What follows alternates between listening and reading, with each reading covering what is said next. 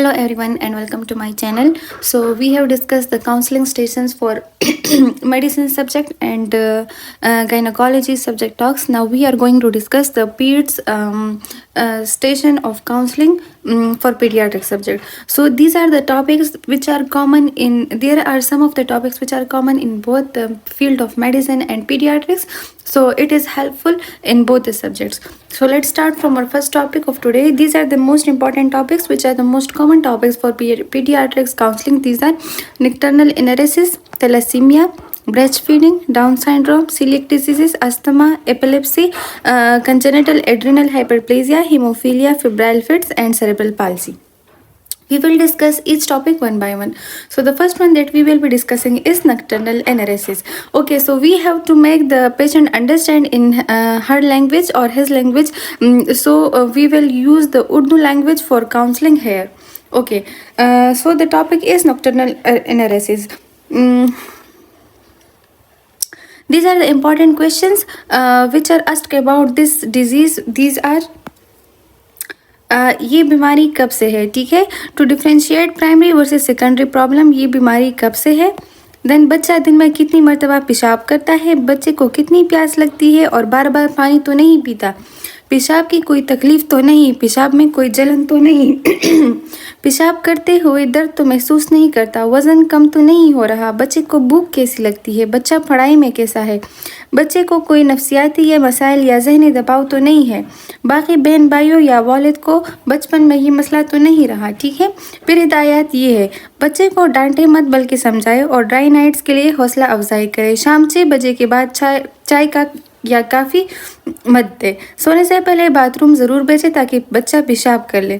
तरक्की याफ्ता मुल्कों में ख़ास किस्म के अलार्म दस्तियाब होते हैं जो पेंट या बिस्तर गीला होने की सूरत में बज उठते हैं और बच्चा जाग जाता है. सारी रात बिस्तर गीला ना करने की सूरत में बच्चे को इनाम दे और हौसला अफजाई करे. अगर इन सारे इक़दामात के बावजूद बेहतरी ना आए तो कुछ अद्वियात दी जा सकती है जो पेशाब को कंट्रोल करता है. सही है. अच्छा, अब ये पॉइंट्स जो है ये एपिलेप्सी के लिए है. ये एक ऐसा मर्ज है जिसमें मरीज़ को दौरे पड़ते हैं. दिमाग की खुलियों में चंद लम्हों की हिजान को दौरा कहते हैं. इसके दौरान मरीज़ अजीब सा महसूस करते हैं या कुछ लोग ज़मीन पर गिर जाते हैं और उनको झटके लगते हैं. अक्सरियत बच्चों में ये बीमारी काबिल इलाज है. इसका साया जिन बूत से कोई ताल्लुक़ नहीं. क्या इसका इलाज मुमकिन है? ये बीमारी अक्सर बच्चों में काबिल इलाज है. दवाई नहायत बाकायदगी से देनी चाहिए. दवाई में नागा इलाज फेल होने की वजह बनता है. दौरे कंट्रोल करने वाली दवाइयाँ दौरे ख़त्म करने के 2 से 5 साल बाद तक दी जाती हैं. बाज़ सूरतों में उम्र भर के लिए देना पड़ती है. फिर ज़रूरी मालूमात अकॉर्डिंग टू एपिलेप्सी. सो बच्चे की नींद पूरी होनी चाहिए. कम नींद से दौरा पड़ सकता है. ख़तरनाक कामों और जगह पर जाने से बचना चाहिए. मसलन ड्राइविंग, दरख्त या दीवार पर चढ़ना, ऐसी छत पे जाना जहाँ मंडेर ना हो, स्विमिंग ना करे, गुसल खाने या कमरे में सोते वक्त अंदर से कुंडी बंद ना करे. फिर बुखार से दौरा पड़ सकता है. बुखार होने की सूरत में पट्टियाँ करें, नहलाकर बुखार उतारे और फ़ौरन डॉक्टर से रुजू करें, ठीक है. फिर खेलने कूदने की इजाज़त है. खुराक पे कोई पाबंदी नहीं है. दौरा पड़ने की सूरत में बच्चे को क्या करना चाहिए? बच्चे को दाई या बाई तरफ करवट से लटाए, गर्दन सीधी पोजीशन में हो, रुमाल या बल्ब से मुंह से थूक या लाभ साफ करे. गर्दन के गिर्द कमीज़ के बटन को खोल दे. गर्दन के गिर्द कोई तावीज़ हो तो उतार दे. सर के नीचे से तकिया हटवा दे. बच्चे को हवादार जगह पर रखे. मुंह में पानी या दवाई हरगिज़ ना डाले और ना बच्चे का सांस बंद हो सकता है. बच्चे को ज़बरदस्ती ना पकड़े और 2 से 3 मिनट में दौरे ठीक ना हो तो करीबी अस्पताल की इमरजेंसी में ले जाए, क्योंकि लंबा दौरा पड़ने की सूरत में बच्चे का दिमाग मुतासर हो सकता है, ठीक है. ये एपिलेप्सी के लिए कुछ इंपॉर्टेंट पॉइंट्स हैं. फिर कंजेनिटल एड्रिनल हाइपरप्लेजिया के लिए है. ये क्या बीमारी है? ये एक मोरसी बीमारी है. इसमें जिस्म में एक गदीदी यानी कि एड्रिनल ग्लैंड सही काम नहीं करता, जिसकी वजह से खून में ग्लूकोज और नमकियात की कमी हो जाती है. ब्लड प्रेशर भी कम हो सकता है और बच्चा बेहोशी की हालत में चला जाता है. इसकी अलामात क्या है? बार बार उल्टियाँ आना, वज़न का ना बढ़ना, सुस्त पड़ जाना, पसीने आना, झटके लगना, बेहोश हो जाना और रंगत गहरी हो जाना, ठीक है. اس کی تشخیص کیسے کریں گے؟ خون کے مختلف ٹیسٹ کیے جاتے ہیں جن میں شامل ہے نمکیات کا ٹیسٹ، خون میں شوگر کی مقدار اور ایک کیمیائی مادی کا ٹیسٹ 17 ہائیڈرو آکسی پروجسٹرون کرنا ہوتا ہے۔ اس کا علاج کیا ہے؟ علاج ممکن ہے لیکن تمام عمر کے لیے ہوتا ہے اور اتنا ہی ضروری ہے جتنی کہ خوراک۔ ضروری ہدایات کیا ہے؟ اگر بچہ سست ہو یا الٹیاں کرنے لگے تو اسے نمک اور گلوکوز والا پانی دے۔ اگر بے ہوش ہو جائے تو اسے ڈاکٹر کے پاس لے کر جائے۔ کسی بھی انفیکشن یا بخار ہونے کی صورت میں دوائی کی مقدار ڈبل کر دے۔ باقاعدگی سے اپنے قریبی معالج سے بچے کا علاج کروائے، ٹھیک ہے؟ پھر جو ہے ہمارے پاس ہے ہیموفیلیا۔ یہ ایک موروثی بیماری ہے جس میں خون میں جمنے کی صلاحیت کم ہو جاتی ہے اور معمولی چوٹ لگنے کی صورت میں خون بہتا رہتا ہے۔ اگر مرض کی شدت زیادہ ہو تو بغیر چوٹ کے بھی کسی قسم کے حصے میں خون بہنا شروع ہو سکتا ہے۔ اچھا، یہ موروثی بیماری ہے جو ماں کے ذریعے بچوں میں داخل ہوتی ہے اور علامات عام طور پر ظاہر نہیں ہوتی۔ عورت میں یہ مرض پوشیدہ حالت میں ہوتا ہے لیکن لڑکوں میں یہ مرض ظاہر ہو جاتا ہے، ٹھیک ہے؟ اس بیماری کا کوئی مستقل علاج نہیں، تاہم مرض کی شدت کے مطابق ان بچوں کو سفید خون یعنی فریش پلازما اور فیکٹر 8 کنسنٹریشن دیا جا سکتا ہے جس سے خون کا بہاؤ رک جاتا ہے۔ کوئی بھی آپریشن کروانے سے پہلے بچے کا ٹیسٹ کیا جاتا ہے، ایسے فیکٹر 8 اور اس کے بعد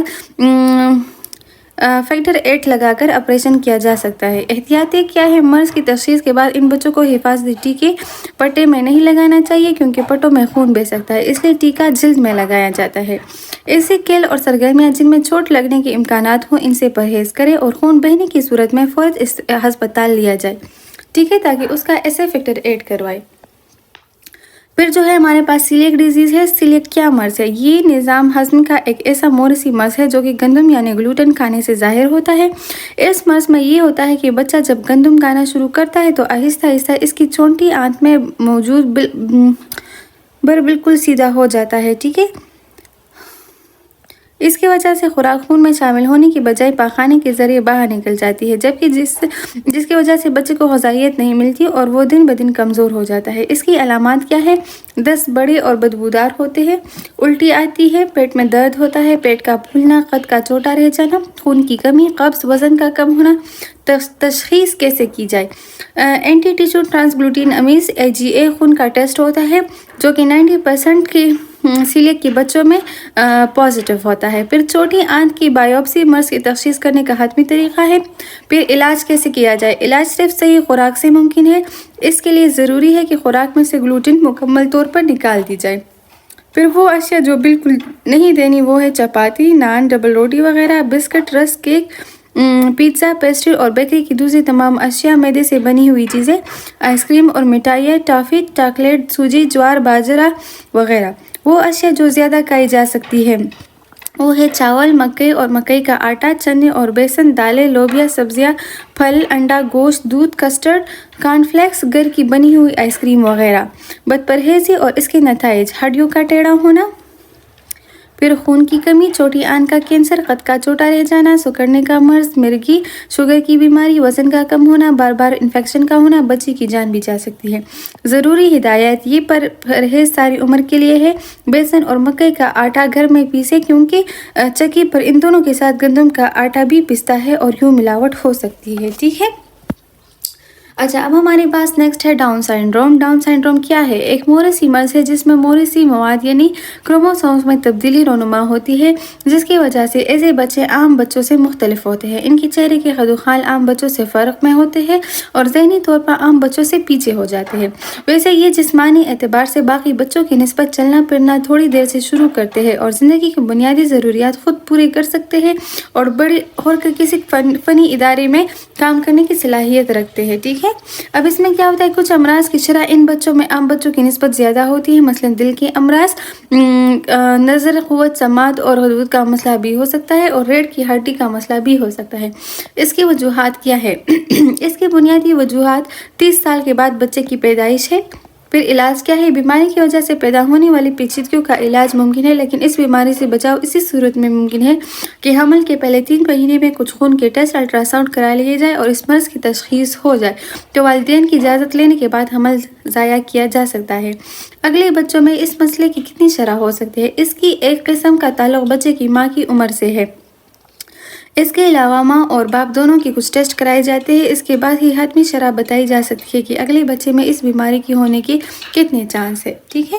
اچھا اوکے، اب یہ ٹاپک ہے دما، صحیح ہے، استما۔ تو استما جو ہے وہ ہم نے میڈیسن کاؤنسلنگ کے اسٹیشن میں صحیح سے ڈسکس کیا، اس میں یہ بہت زیادہ لینتھی ہے اور مطلب غیر ضروری باتیں ہیں، اتنا ٹائم ہمارے پاس نہیں ہوتا ٹاکس کے اسٹیشن میں کہ یہ سب ہم کہہ سکیں۔ پھر بھی اگر آپ اپنی انفو کے لیے پڑھنا چاہتے ہیں تو آپ اس سے اسکرین شاٹ لے سکتے ہیں، اور باقی جو استما کا صحیح طریقہ ہے کاؤنسلنگ کا تو وہ میں میڈیسن والے ٹاکس کی ویڈیو میں شیئر کر چکی ہوں۔ Okay now coming towards febrile fits, ٹھیک ہے، اس میں کیا ضروری باتیں ہیں اس کے بارے میں والدین کے لیے معلومات۔ تو بخار کے ساتھ جھٹکے پڑنا اسے کہتے ہیں فیبرائل فٹس، ٹھیک ہے۔ ایک ہوتے ہیں فٹس اور ایپیلیپسی۔ اب جو فیبرائل فٹس ہے جب بخار کے ساتھ جھٹکے پڑتے ہیں تو اس کو فیبرائل فٹس کہتے ہیں۔ کچھ بچوں میں بخار کے ساتھ جھٹکے پڑنے کا اندیشہ ہوتا ہے، ہر 100 بچوں میں سے تقریباً 4 بچوں میں یہ کیفیت ہو سکتی ہے۔ عموماً بخار کے ساتھ جھٹکے 18 سے 24 ماہ کی عمر میں پڑ سکتے ہیں، تاہم یہ کیفیت 6 ماہ سے 5 سال تک ہو سکتی ہے۔ کن بچوں میں یہ کیفیت بار بار ہو سکتی ہے؟ اگر بچے کو پہلی بار جھٹکے 1 سال کی عمر سے پہلے پڑے ہو، اگر خاندان کے دوسرے افراد کو جھٹکوں کی بیماری ہو، اگر بخار کے شروع ہوتے ہی جھٹکے پڑتے ہو۔ جھٹکوں کی نوعیت اور وجوہات۔ یہ جھٹکے اکثر بخار شروع ہونے کے 24 گھنٹوں کے اندر پڑ سکتے ہیں۔ عموماً جھٹکے صرف ایک بار پڑتے ہیں اور ان کا دورانیہ 5 سے 7 منٹ تک ہو جاتا ہے۔ یہ جھٹکے سارے جسم کو پڑتے ہیں، تاہم 4 سے 5% بچوں میں یہ جھٹکے 1 سے زیادہ مرتبہ اور لمبے دورانیے کے پڑ سکتے ہیں۔ دماغی طور پر یہ بچے عموماً بالکل ٹھیک ہوتے ہیں۔ کیا جھٹکے دوبارہ پڑ سکتے ہیں؟ تو 30 سے 40% بچوں میں یہ جھٹکے دوبارہ بھی پڑ سکتے ہیں، صرف 15% بچوں میں یہ جھٹکے تیسری مرتبہ بھی پڑ سکتے ہیں۔ بخار کی وجوہات: کان اور گلے کا انفیکشن، پیٹ کی خرابی، پیشاب میں انفیکشن، ملیریا کی وجہ سے بخار۔ آئندہ زندگی میں کن بچوں کو مرگی ہو سکتی ہے؟ تو اگر مندرجہ ذیل وجوہات میں سے زیادہ وجوہات ہو تو اسے آئندہ زندگی میں مرگی ہونے کے 10% چانس ہو سکتے ہیں۔ وجوہات: اگر جھٹکوں کا دورانیہ 15 منٹ یا اس سے زیادہ ہو، اگر جھٹکے 1 سے زیادہ مرتبہ پڑتے ہو، اگر جھٹکے جسم کی طرف صرف ایک حصے میں پڑتے ہو، اگر خاندان میں کسی اور شخص کو مرگی ہو، اگر بچہ ذہنی طور پر ٹھیک نہ ہو، ٹھیک ہے۔ اب تشخیص اس کی کیسے ہوگی؟ پہلی مرتبہ بخار کے ساتھ جھٹکے پڑنے کی صورت میں بچے کو فوراً ہسپتال لیا جائے، جہاں ڈاکٹر اس کے کچھ ٹیسٹ کروائیں گے جن سے مرض کی تشخیص میں آسانی پیدا ہوگی۔ تیز بخار کی صورت میں بچے کے کپڑے کم کر دیں، گرمیوں کے موسم میں اسے ٹھنڈی جگہ پر رکھیں اور نلکے کی پانی کی پٹیاں کر دیں۔ بخار والا شربت ہر 4 سے 6 گھنٹے کے بعد پلائیں اور برف والا پانی ہرگز استعمال نہ کریں۔ جھٹکے پڑنے کی صورت میں بچے کو بائیں کروٹ پر لٹائیں، اگر ہو سکے تو وقت نوٹ کر لیں اور بچے کے منہ میں کوئی چیز نہ دیں۔ اگر دورانیہ 5 منٹ سے زیادہ ہو تو پاخانے کے راستے سے ویلیم سپوزیٹری کی بتی دے دیں یا فوراً ہسپتال لے جائیں۔ اگر جھٹکوں کا دورانیہ 10 منٹ سے بڑھ جائے تو فوراً ہسپتال لے جائیں۔ عموماً لمبے عرصے کے لیے دوائی ایسے جھٹکوں میں کوئی خاص فائدہ نہیں دیتی، تاہم بخار شروع ہونے کے ساتھ ہی ویلیم سپوزیٹری کی بتی صبح شام پاخانے کے راستے سے 3 سے 4 دن کے لیے دی جا سکتی ہے۔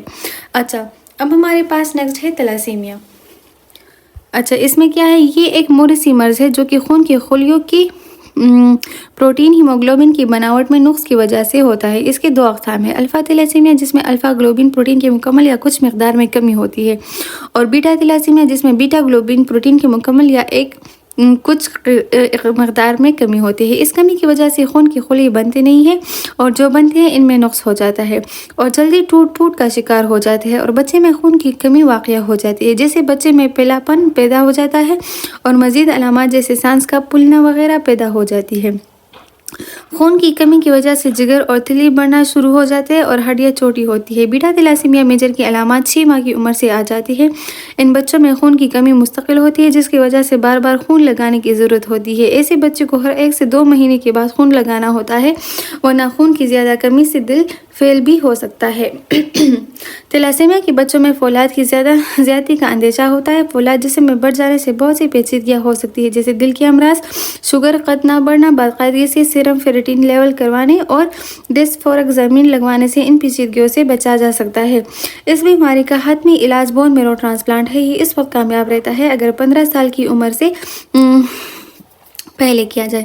اگر ایسے بچوں میں تلی یا زیادہ بڑھ جائے تو اسے نکالنا پڑ سکتا ہے۔ تلی زیادہ بڑھنے سے خون کی بیماریوں کا خدشہ ہوتا ہے اور خون کی ضرورت 250 ml پر kg سالانہ سے بڑھ جاتی ہے تو تلی نکال دی جاتی ہے، یا آپریشن 55 سال کے بعد کیا جا سکتا ہے، اور اس سے پہلے کچھ جراثیم کے لیے ویکسین ضروری ہوتا ہے اور باقاعدہ ادویات کی استعمال بھی ضرورت ہوتی ہے۔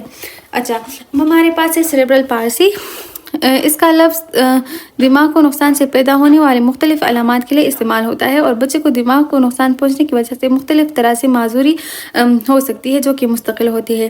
اس کی وجوہات میں پیدائش سے پہلے بچے کو کسی بھی وجہ سے خون صحیح نہ پہنچ پانا، دماغ کی افزائش نہ ہونا، دوران زچگی بچے کا سانس نہ لے پانا، اور پیدائش کے بعد دماغ کا انفیکشن یا گردن توڑ بخار یا بہت زیادہ یرقان جو دماغ کو متاثر کر دے، کرنکچرز وغیرہ، یہ سب شامل ہے۔ ان مختلف وجوہات سے بچے میں مختلف طرح سے معذوری ہو سکتی ہے، جیسے صرف بول نہ پانا، صرف سن نہ پانا، دیکھ نہ پانا، جسمانی معذوری جو صرف ایک بازو یا ٹانگ سے لے کر چاروں بازو اور ٹانگوں کو متاثر کر سکتی ہے، یا ان سب علامات کا اکٹھا ہونا۔ اس کے علاوہ دماغی کمزوری اور جھٹکے بھی پڑ سکتے ہیں۔ اچھا، اب ہے کہ اس سب کی وجہ سے ان بچوں میں پیچیدگیاں پیدا ہو جاتی ہے، اور جو اس بیماری کا حصہ میں، جیسے بار بار چھاتی کا انفیکشن ہونا، قبض رہنا، پیٹ میں درد ہونا، جسم اکڑ جانا۔ دماغ کو پہنچ جانے والے اس نقصان کا کوئی حتمی علاج نہیں، مگر بہت سے ایسے طریقے ہیں جس سے ہونے والی پیچیدگیوں کو کسی حد تک کم کیا جا سکتا ہے، جس کے استعمال نہ ہونے سے پیدا ہونے والے اکڑاؤ کے لیے باقاعدگی سے ورزش اور سرجری اسٹینوٹمی، ایسی ادویات کا استعمال جس سے جھٹکے کم ہو جاتے ہیں، جیسے کہ آرٹیفیشل اکوپمنٹ اور آڈیومیٹری اور اسپیچ تھراپی کا استعمال اگر صرف بولنے اور سننے میں مسئلہ ہو۔ پھر اس کے علاوہ ان بچوں کے لیے خصوصی اسکول ہوتے ہیں جہاں یہ بچے بہتر کمیونیکیشن سکلز حاصل کر سکتے ہیں، خصوصی سمبلز اور ٹائپ لیٹرز کا استعمال، تاکہ یہ بچے معاشرے میں رہ سکے۔ باقاعدگی چیک اپ اور باقاعدہ آڈیومیٹری اور آنکھوں کا معائنہ، فزیوتھراپی ضروری ہوتا ہے۔ پیدائش سے پہلے اور بعد میں مکمل اور باقاعدہ چیک اپ اور قابل علاج وجوہات کی تشخیص اور علاج سے اس بیماری سے کسی حد تک بچایا جا سکتا ہے، تاہم اگر یہ بیماری بچے میں ہو جائے تو حتمی علاج ممکن نہیں۔ ٹھیک ہے، اب لاسٹ ٹاپک جو ہے وہ ہے کنونسنگ فار بریسٹ فیڈنگ۔ بچوں میں پہلے 6 ماہ تک صرف ماں کا دودھ پلانا چاہیے، اور اس کے بعد ٹھوس غذا کے ساتھ پہلے 2 سال تک دینا چاہیے۔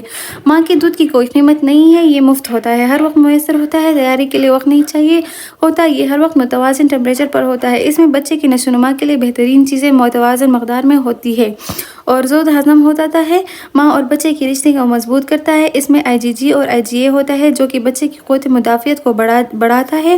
اس میں بائیفیڈس فیکٹر ہوتا ہے جو بچے کی آنت میں بیماری پھیلنے والے جراثیم کا حملہ ہونے نہیں دیتا۔ جو مائیں بچوں کو دودھ پلاتی ہے ان میں چھاتی کے سرطان کا خطرہ کم ہوتا ہے، اس دودھ سے الرجی کے امکان بھی نہیں ہوتے۔ اس میں فولاد بچے کی ضروریات کے مطابق ہوتے ہیں، جبکہ جو بچہ گائے کا دودھ پیتا ہے ان میں آئرن کی کمی ہوتی ہے۔ پیدائش کے 8 گھنٹے کے اندر بچے کو ماں کا دودھ پلانا چاہیے، اور جو بچے ماں کا دودھ پیتے ہیں ان میں دست لگنے اور نمونیا کے امکانات بھی کم ہوتے ہیں۔ ٹھیک ہے، اب جو ہے ہم نے یہ اسپیسیفک ٹاپکس پڑھے ہیں اور اس کے جو امپورٹنٹ پوائنٹس ہیں وہ ہم نے پڑھے ہیں۔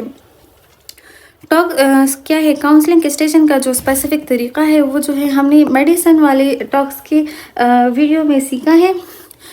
اس میں کیا کرنا ہے، سب سے پہلے آپ نے جو ہے انٹروڈکشن کرنا ہے کہ مائی نیم از ڈاکٹر ڈیش، ٹھیک ہے، میرا نام یہ ہے اور میں آپ سے آپ کے بیماری کے متعلق جو ہے بات کروں گی، اور ٹھیک ہے، کنسنٹ پھر آپ نے لینا ہے کہ مطلب میں آپ سے بات کرنا چاہ رہی ہوں، اور پھر آپ نے جو ہے پیشنٹ کو بتانا ہے کہ آپ اگر کسی کے ساتھ کوئی ریلیٹیوز اپنے ساتھ بٹانا چاہتی ہے یا پھر میں آپ سے اکیلے میں بات کروں، ٹھیک ہے۔ اچھا، یہ جو ہے فرسٹ پورشن آف کاؤنسلنگ ہوتا ہے، اس کے 2 مارکس ہوتے ہیں۔ پھر جو نیکسٹ اسٹیپ ہوتا ہے وہ ہوتا ہے کہ آپ نے جو ہے اس بیماری کے بارے میں انٹروڈکشن یعنی کہ بتانا ہے پیشنٹ کو کہ مطلب اگر لیٹ سپوز اگر مریض کو مرگی کی بیماری ہے، ایپیلیپسی، ٹھیک ہے، تو آپ نے بتانا ہے کہ جو ہے یہ جھٹکوں کی بیماری ہے اور اس وجہ سے ہوتی ہے، ٹھیک ہے، اور پھر آپ نے جو ہے مختصر ٹریٹمنٹ کے بارے میں بتانا ہے، ٹریٹمنٹ آپشنس، ٹھیک ہے، کہ مطلب اگر ایپیلیپسی ہے تو اس کے لیے کیا کیا ٹریٹمنٹ آپشنس ہے، تو ہمارے پاس دوائیاں بھی ہے اور پھر جو ہے سرجری بھی ہے۔ دوائیوں میں ہم یہ دوائیاں دیں گے اور کتنے ڈیوریشن کے لیے دیں گے، ٹھیک ہے، ڈیوریشن بھی بتانا ہے ٹریٹمنٹ کا کہ اتنی ڈیوریشن کے لیے ہم یہ دوائیاں دیں گے، ٹھیک ہے۔ جو پھر آپ نے مریض کو اور آپشنس بھی بتانے ہیں کہ اگر آپ اس کے ساتھ ٹھیک نہیں ہوئی تو پھر ہمارا نیکسٹ اسٹیپ کیا ہوگا، تو مطلب یہ کہ آپ کو اسپتال میں داخل کرایا جائے گا، آپ کا آپریشن کیا جائے گا یا یہ صحیح ہے، یہ بتائیں گے۔ پھر آپ نے جو ہے if not succeed with medical treatment then what، ٹھیک ہے، मेडिकल ट्रीटमेंट, तो फिर क्या किया जाएगा, ठीक है। अच्छा ये बताना है। इसके बाद आपने पेशेंट को जो है एहतियाती तदाबीर बताने हैं, ठीक है। प्रिकॉशंस के मतलब अगर झटके का मरीज़ है तो आपने बताना है कि मतलब आप कोशिश करें कि आपका जो बच्चा है या जो मरीज़ है वो आराम ज़्यादा करे, ठीक है। और उसको जो है मतलब सही टेम्परेचर में रखे ताकि उसे फीवर यानी वो वगैरह ना हो, ठीक है। तो ये प्रिकॉशनरी मेजर्स भी बताने हैं। एट द एंड आपने फिर बताना है कि अच्छा आपने कहना है कि अगर आपके कोई और सवाल हो तो आप पूछ सकती है, ये हमारा एंड स्टेप होता है, ठीक है। और आपने फिर पेशेंट को थैंक्स कहना है, ओके।